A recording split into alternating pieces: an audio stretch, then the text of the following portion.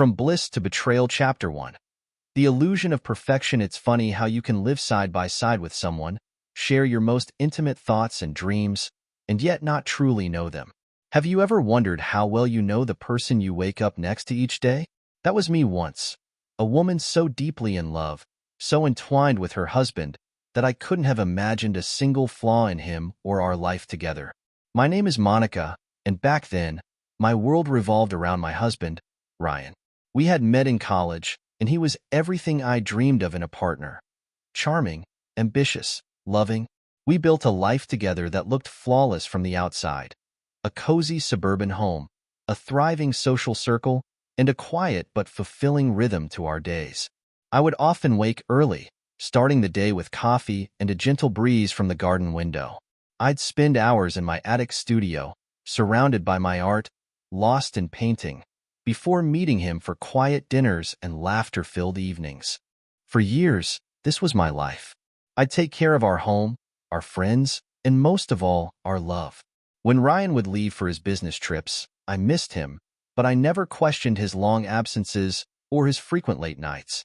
Love had made me blind, or perhaps I just didn't want to see. The thought of betrayal never crossed my mind, not even once, until the cracks began to show. And so, one day, I found myself standing at a crossroads, realizing the person I'd trusted more than anyone in the world had been hiding another life. Looking back, I wonder if I should have seen the signs sooner. But that's how betrayal works, doesn't it? It's a slow, creeping shadow, always one step behind, until it catches up and smothers you completely. What would you do if you discovered the person you loved was someone else entirely?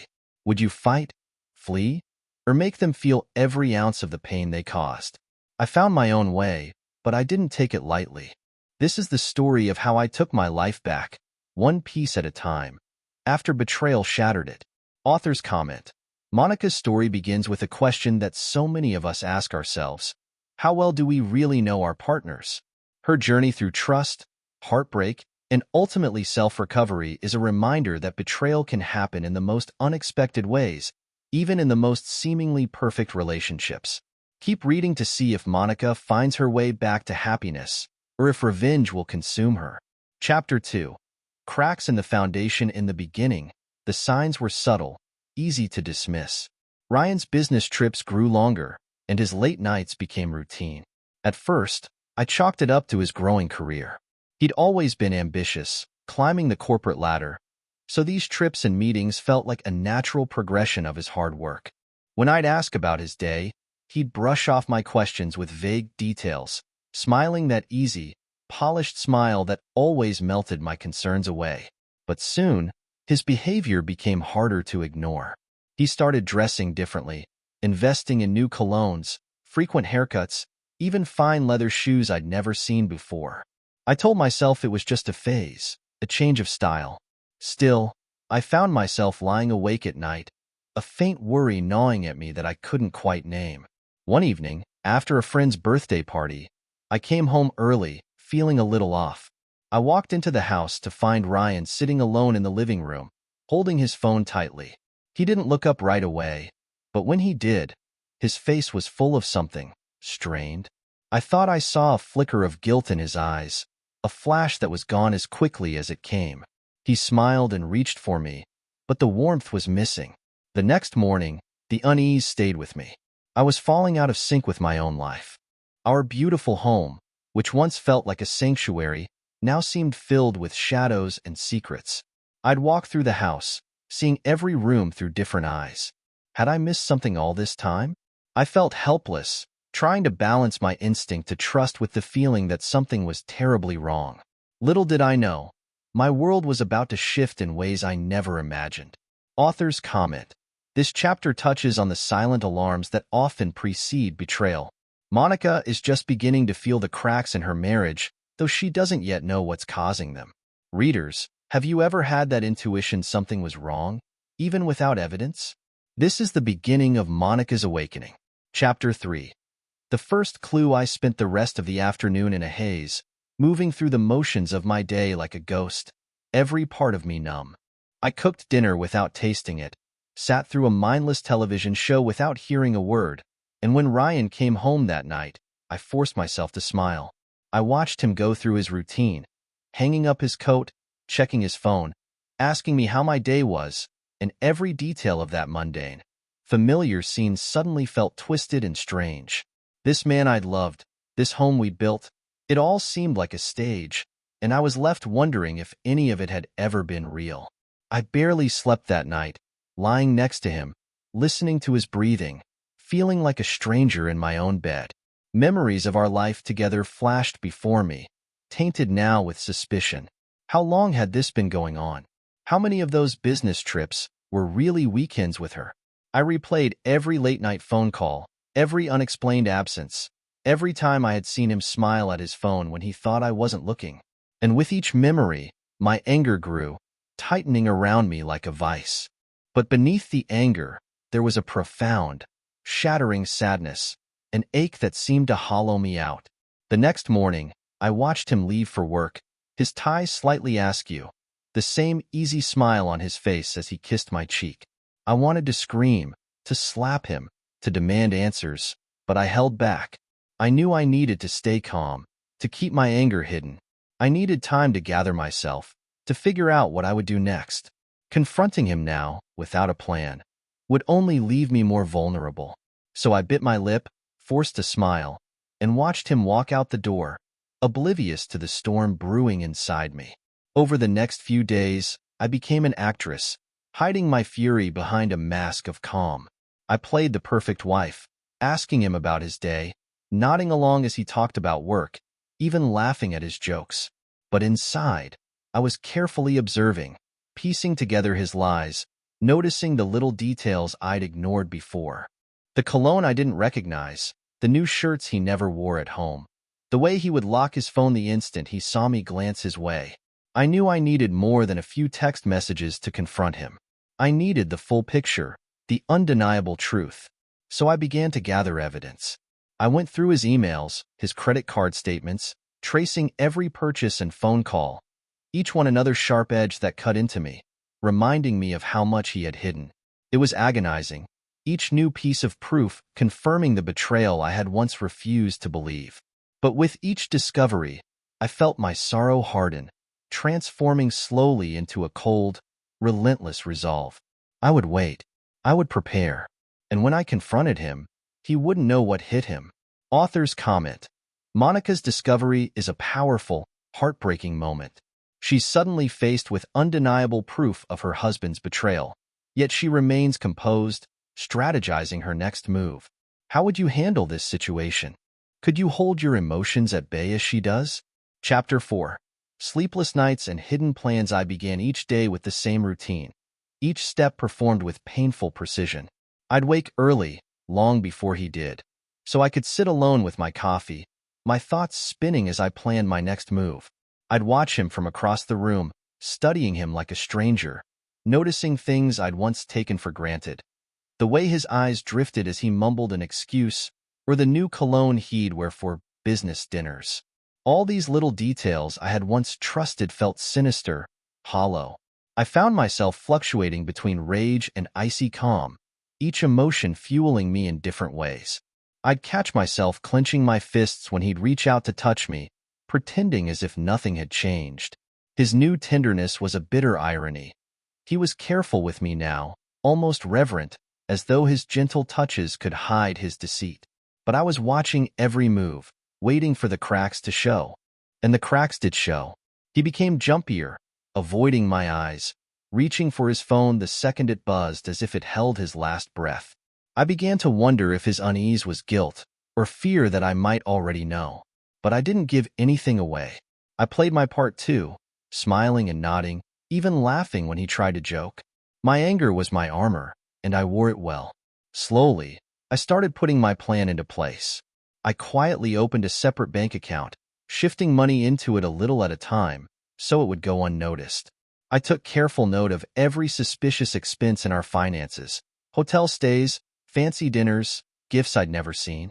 The whole time, I kept my expression serene, even loving, as if I hadn't already decided that this marriage was over.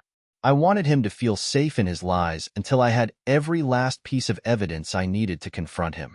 There were moments, fleeting and painful, when I would look at him and wonder if I'd ever known him at all. Memories of our early days together, our laughter and dreams, would flood my mind, and for a brief second, I'd feel that old tenderness soften my anger. But then I'd remember those messages, the empty lies, and I'd harden all over again. He'd built our marriage on promises, but he had torn them down one by one. I realized that the woman I was becoming, the careful, unfeeling planner, was someone I'd never met before. And yet, she was necessary, this version of me that had grown out of my pain. I would not break down, would not let his betrayal define me. I'd already decided that when I confronted him, it would be on my terms, and I would make sure he'd feel every ounce of the anguish he had inflicted. The day was coming, and he had no idea. Author's comment: Monica's cold resolve is both admirable and chilling. As she plans her next steps, we see the strength that betrayal can awaken in someone. She's determined to act, but will she be able to keep her emotions in check? Chapter 5. Digging for evidence. The weeks I spent piecing together the details of his betrayal felt like living in slow motion. Each day brought a new revelation, a fresh confirmation of how far he'd fallen from the man I thought I knew. The private investigator's updates would arrive with the regularity of clockwork, each report meticulously documenting his movements, his dinners with her, and his overnight stays at places we had once called our spots. Photos of their intertwined hands, of him smiling in ways I hadn't seen in years, cut deeper than I ever thought possible. I felt as though I was walking through a field of daggers, each image slicing through the last remnants of trust I'd held onto. But if there was pain, there was also purpose. With every new piece of evidence, my sorrow hardened into a fierce determination. This was not just about confronting him. It was about reclaiming the control he had so selfishly taken from me. Step by step, I rebuilt my own foundation. I took inventory of everything: our shared accounts, assets, investments, even the small things we had collected over the years. There were things I had helped him build, the fruits of our life together, that I intended to claim as my own. The private account I opened felt like a lifeline, each transfer a quiet act of defiance. As I shifted money over, a small amount at a time, it was as if I were erasing the ties he had bound me with. Every dollar I moved, every signature I updated, and every password I changed were my way of taking back my freedom. I was no longer helplessly tethered to him. I was preparing to be free. I also found myself paying attention to things I had once overlooked. The small moments, the little luxuries he took for granted. I started to imagine a new life for myself, without the weight of his deception hanging over me. I pictured myself in a modest, warm apartment filled with colors and art that were mine alone, surrounded by people who cared about me genuinely.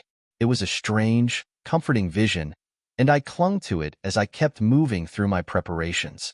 One night, I even took a risk and ventured back to my studio. It had been untouched since my discovery of his betrayal, the paintbrushes and easels gathering dust like artifacts of a life that no longer felt real. But something drew me there. I stood at the window, letting the soft light pour over me, and I felt a surge of something I hadn't felt in a long time.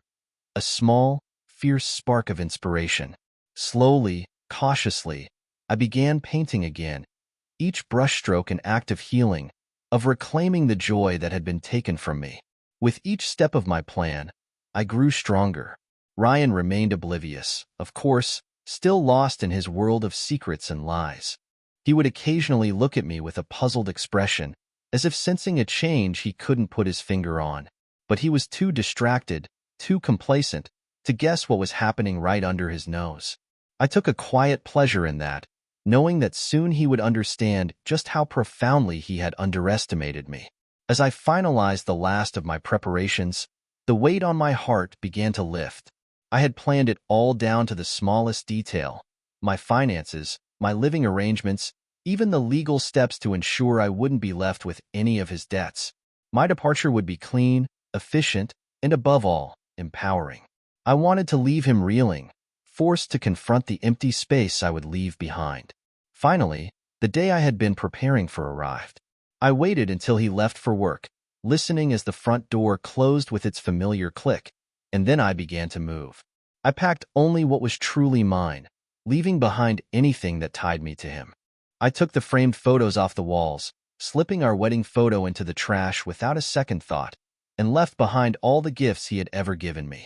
They felt like remnants of a life that had never been mine. Before I left, I placed a single envelope on the dining table, sealed and addressed to him. Inside was a letter, a brief, unsentimental explanation that he had broken my trust and destroyed the life we had built together. I didn't need to say more. The evidence was enough. Walking out of that house for the last time, I felt an unfamiliar lightness. It was strange to leave without looking back, to know that everything I had once loved about our life together had already faded. As I closed the door behind me, I took a deep breath, inhaling the crisp, cool air of a new beginning. For the first time in a long time, I felt free. Author's comment: this chapter shows Monica's meticulous approach to her revenge. She is gathering every piece of evidence, not to confront him in anger, but to protect herself and prepare for a clean break. Her strength is inspiring, but at what cost? Chapter 6. Confrontation. I watched him crumble, his face contorting as he reached out to me, desperate and grasping for something that no longer existed. His words were rushed and panicked, tumbling over each other, as if he thought he could talk his way back into my heart. But I stayed still, looking at him with the same calm, unwavering expression that had become my armor. The lies came first, thin and weak. "It didn't mean anything," he said, pleading, his eyes darting around as if he were trying to gather scraps of dignity from the empty room. He stumbled over his excuses, claiming it had been a mistake, that he was just going through a phase. But I could see the truth in his eyes. There was no way he could explain this away, no way he could undo the months of deceit that had slowly, quietly unraveled everything I thought I knew. When the lies failed, he shifted to bargaining. "We can work through this." He would only keep me trapped in a cycle of hurt, and I knew I deserved better than that. In my new space, the silence felt different. It wasn't the tense, suffocating silence that had settled over our home in those final days. Instead, it was calming, peaceful, a blank canvas waiting for me to fill it with new colors, new experiences, new memories. I threw myself into my art with a fervor I hadn't felt in years. The pain I carried became my muse, my inspiration. I painted with wild, bold strokes, letting my emotions flow through each brushstroke, creating pieces that were messy and raw but utterly honest. My friends were there for me in ways I hadn't realized I needed. They filled my new home with laughter and warmth, reminding me of the strength I had lost sight of. We'd sit up late, talking about the future and letting go of the past, each of them helping me rebuild parts of myself I thought had been erased. Little by little, I started to see glimpses of a future that didn't revolve around him, a life that was mine alone. There were still hard days, nights when I lay awake, the emptiness pressing in, memories whispering in the dark. But each morning, as I stood in front of a blank canvas, I felt a bit lighter, a bit braver. I was learning to fill that emptiness with things that truly mattered. And as time went on, I found that the ache began to fade, replaced by something softer, stronger. A quiet resilience, a newfound sense of peace.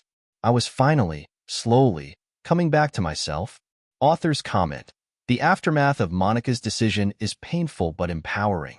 She is discovering herself anew, though it's a lonely, difficult road. It's in these moments that we often find our true strength. Chapter 8. Freedom. The freedom was subtle at first, like the faint glow of dawn after a long night. Each day brought small, unexpected moments of peace. I found myself lingering over breakfast, watching the world wake up outside my window, without that constant, restless tension simmering beneath the surface. I didn't have to worry about what mood he'd be in, whether I'd catch him in a lie or find a reason to question him. My days were entirely mine. I began to notice the little pleasures I'd forgotten, how satisfying it was to lose myself in a novel, to stroll slowly through a farmer's market without the need to rush, to linger in a bookstore just because I could. I started buying myself fresh flowers every week, bright bursts of color that filled my home with life. They were small luxuries, but they reminded me that I could give myself the love and beauty I'd once waited for him to bring. And I grew closer to my friends. Without Ryan's shadow hanging over everything, I could let myself fully enjoy their company. We'd meet up for coffee or dinner, laughing over stories that had nothing to do with broken promises. I felt connected again, grounded in the friendships I'd neglected while I tried so hard to hold my marriage together. They had been there all along, waiting to help me rebuild, and their presence in my life felt like a gift I'd rediscovered. One evening, as I sat curled up on my couch with a cup of tea, I realized something profound. I was happy. Not in the way I'd once been, when happiness had felt like a fragile thing dependent on someone else's whims. No, this was a quieter, deeper contentment, a sense of wholeness that didn't rely on anyone else. I was learning to trust myself, to rely on my own strength and resilience, and it was liberating. For the first time, I felt that I could truly embrace the future, whatever it held. The weight of the past was slipping away, replaced by a lightness I hadn't known in years. And in that moment, I knew that I was going to be okay. I was finally free, not just from Ryan, but from the person I had been with him. I was finally, beautifully my own. Author's comment: Monica's freedom is beautiful and bittersweet. She's learning to love herself again, independent of anyone else's influence. Her journey toward happiness is inspiring, showing that healing is said, his tone shifting from desperation to a sad attempt at optimism. I'll go to therapy. I'll do anything you need. His voice shook as he spoke, and for a moment, I could see fear flickering behind his eyes. The realization that I wasn't going to be the woman who quietly forgave, who kept her heartbreak hidden and carried on as if nothing had happened. But I was unmoved. I shook my head slowly, watching him struggle, knowing that I held all the power in that moment. There's nothing to work through, I told him, my voice steady. This isn't a rough patch, Ryan. It's the end. I let the words sink in, let the silence linger between us until he understood just how deeply he'd lost me. Finally, he sank onto the couch, his shoulders slumped, his face in his hands. I saw his body heave with silent sobs, the weight of his regret settling over him like a heavy blanket. It might have been a pitiful sight if I still cared, if any part of me still felt that ache of love. But I had shed that feeling long ago. All I felt now was relief, a quiet, satisfying sense of closure. When he looked up at me, his face was red and tear-streaked, his voice barely a whisper. "Don't you feel anything?" he asked, his tone pleading, as if hoping that some part of me still held on to the memories of us. But I met his gaze with a cool, unblinking stare, and the truth hit him like a physical blow. "No," I replied, my voice as cold as the truth it held. "I don't." The silence that followed was absolute, and for the first time in months, I felt free. I turned to leave, reaching for the suitcase I'd left by the door. He looked up, his face etched with the raw pain of finality, of knowing he'd lost everything we'd built together. But this time, he didn't try to stop me. He knew, as I did, that there was nothing left to say. I stepped outside, taking a deep breath of the crisp evening air, feeling the weight of the last year finally lifting off my shoulders. I'd done it. I'd freed myself from the lies, the deception, and the false sense of security he'd so carelessly shattered. And as I walked away, I didn't look back. In the days that followed, a strange calm settled over me. My life had changed entirely, but in a way, it felt like I was finally waking up from a long, dark dream. I started to fill my days with things that mattered to me, reclaiming small pieces of myself that I hadn't even realized I'd lost. The world felt new, open, as if it had been waiting for me to step forward and claim it for myself. Yes, there were painful moments, memories that would surface unexpectedly, reminders of what I'd once believed. But those moments became fewer and farther between, and each time they came, I felt less and less of a sting, as if the wounds were finally healing, scabbing over and becoming a part of the past, rather than a shadow over my future. Ryan's messages went unanswered, his calls ignored. He didn't deserve an explanation, a second chance, or even my anger. He was simply gone. A chapter one had closed.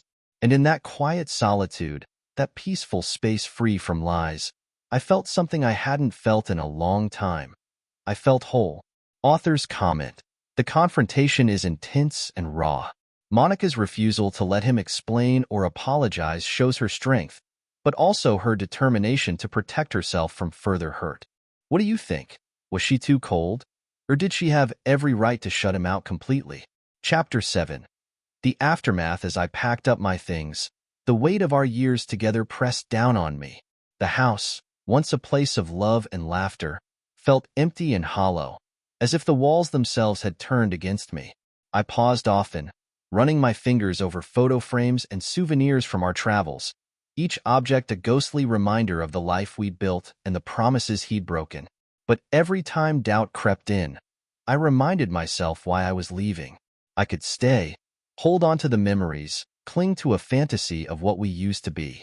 But that life wasn't real anymore, and I couldn't pretend otherwise. Staying possible, even after the deepest betrayal. Chapter 9. New Horizons. Working at the art gallery felt like stepping into a new chapter, one filled with color, creativity, and possibility. Each morning, I'd unlock the doors, breathing in the scent of paint and fresh canvases, feeling an energy that was entirely my own. The gallery became more than just a job. It was a sanctuary. Surrounded by art and artists, I felt my soul start to wake up again. There were days when I'd lose myself in conversations with visitors, talking about the layers of a painting, the emotion behind a sculpture, and each of these moments reminded me of the passion I'd nearly let slip away. Teaching art classes at the community center became another unexpected joy. The children were uninhibited and fearless in their creativity, smearing paint across their canvases without hesitation, delighting in the mess. And the women, many of them seeking a fresh start of their own, brought stories of resilience and dreams they'd long buried. Together, we'd sit in that small room, each of us pouring a bit of ourselves onto the canvas, each of us healing in our own way. My life was beginning to take shape around these simple, beautiful moments. I no longer felt defined by the shadows of my past, no longer a woman caught in the wreckage of a broken relationship. Instead, I was an artist, a teacher, a friend.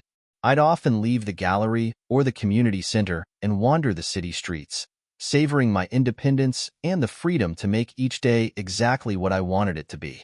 There were still reminders of him, of course. I'd sometimes pass a place we used to visit together, or see a couple sharing an intimate moment and feel a pang of nostalgia. But those feelings were soft now, like faded brushstrokes on a painting I was ready to let go. They no longer had the power to pull me under.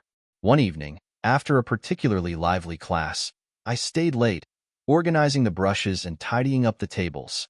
As I turned out the lights, I felt a sense of contentment settle over me. This life I was creating, bit by bit, was my own masterpiece. And for the first time, I felt truly proud of the woman I was becoming. I was no longer defined by the past, no longer searching for validation outside myself. I was whole, and I was free. Author's comment. Monica's new life is filled with purpose and meaning. She is building something beautiful from the ashes of her past, showing that even in darkness, there's room to grow. Chapter 10. An unexpected meeting. Seeing Ryan again stirred something within me, but it wasn't the ache I had feared or the anger I once carried. Instead, it was a quiet, detached sympathy. He looked like a different person, his shoulders slouched, his eyes clouded with something that felt like regret. The man who had once filled rooms with his laughter, his easy charm, was now a shadow of himself. He seemed to struggle with his words, as if searching for something to say that could bridge the gulf between us. "Are you happy?" he asked, his voice tentative, almost hesitant, as though he already knew the answer but needed to hear it anyway. I felt a warmth rise within me as I looked back at him, my gaze steady. "Yes," I replied, the word leaving my lips with the quiet confidence of someone who had finally found peace. And for the first time, I realized that I truly was. My life was filled with things that mattered, a purpose that had nothing to do with him. I was no longer defined by what we had been, or by the pain he had caused. I was simply me. He nodded slowly, the pain evident in his eyes, and I thought I saw him wrestle with something. Regret, perhaps, or the weight of knowing that he had destroyed what we once shared. But he didn't try to explain himself, didn't ask for forgiveness, or try to offer anything to ease my pain. Instead, he turned and walked away, fading into the aisles as if he were just another stranger passing through my life. As he disappeared, I felt an unexpected lightness, a release of something I hadn't even realized I was holding on to. There was no need for closure, no need for a final conversation. The chapter with him had already ended, and seeing him now only confirmed that I had moved beyond it. I stood there for a moment, breathing in the feeling of freedom, of a life that was finally, completely mine. And as I pushed my cart down the aisle, I found myself smiling. There was nothing left to fear, nothing left to prove. I was free, fully and finally, to live on my own terms. And in that moment, I knew I was exactly where I was meant to be. Author's comment.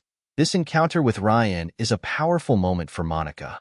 She has finally reclaimed her happiness, and seeing him now serves as a reminder of how far she has come.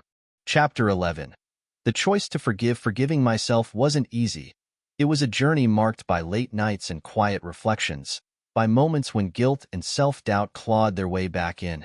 There were days when I'd question myself, wondering why I hadn't seen it sooner, why I'd stayed even when the signs were there. I realized I had been holding onto a version of us that no longer existed, clinging to the hope that love could mend the brokenness between us. But loving someone shouldn't mean losing yourself in the process, and I'd done that for far too long. So, I started letting go of the blame, piece by piece. I forgave myself for the blind trust one had given him, for the countless times I'd put his needs above my own, even when it left me feeling small and unseen. I forgave myself for the years I spent waiting for him to be the man he'd once promised to be. Those decisions had come from a place of love and hope, and while they led me to heartbreak, they also led me to this new, stronger version of myself. As I let go of the guilt, I felt a warmth replace the bitterness that had lingered for so long. I began to treat myself with the kindness I had once reserved only for others, learning to value my own needs, my own dreams, without apology. I filled my days with things that brought me joy, pursuing passions I had shelved for years. And with each small step, I discovered a resilience that had been there all along, buried beneath layers of self-doubt and sacrifice. Forgiving myself was an act of reclaiming my life, of choosing to live without the weight of regret. I no longer saw myself as the woman who had been betrayed, but as someone who had emerged from the darkness with her head held high, carrying a newfound strength that no one could take away. And as I looked forward, I felt a sense of peace that didn't need his apology, didn't need his acknowledgement. My life was my own again, untethered from the hurt he had left behind. In forgiving myself, I had found a freedom that no one could touch, a freedom to be whole, just as I was. Author's comment. Monica's journey to self-forgiveness is one of the most powerful moments in her story. She's letting go, not for him, but for herself. Chapter 12. Reclaiming happiness. There was a serenity in my days that I had never truly known, a kind of gentle rhythm I hadn't experienced even before Ryan entered my life. I would wake up each morning to sunlight spilling through my window, savoring the silence that once would have felt lonely but now felt sacred. My mornings belonged to me.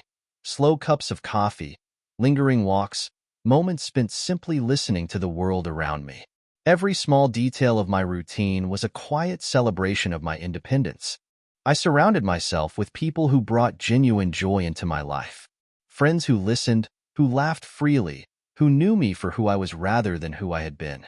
We'd share meals, stories, dreams, and there was a warmth in those moments that was so real, so beautifully unburdened by expectation or obligation. I realized, slowly, that I had been missing this genuine connection for so long, the kind that lifted me up rather than weighing me down.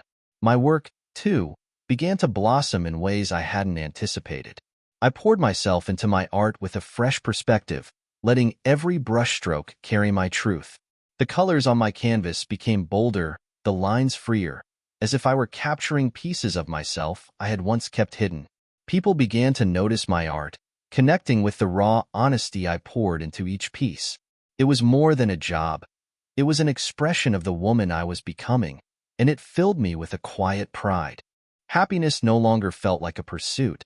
something I had to search for in someone else. Instead, it was a steady presence, a warmth I carried with me in the simplest of moments. I no longer waited for someone to fill the empty spaces, because those spaces had been transformed, filled with my own passions, my own laughter, and the beauty of a life that was truly, authentically mine. And as I looked at the life I had rebuilt, I knew that I had finally found something unbreakable within myself. This peace, this happiness, it was my own, and it didn't depend on anyone else's approval, affection, or validation. I was whole, and I was free. Author's comment. Monica's story ends with a quiet, beautiful strength. She has reclaimed her life and found happiness on her own terms. For anyone who has ever been hurt or betrayed, her journey serves as a reminder that happiness is possible. It just takes courage, resilience, and a fierce commitment to oneself.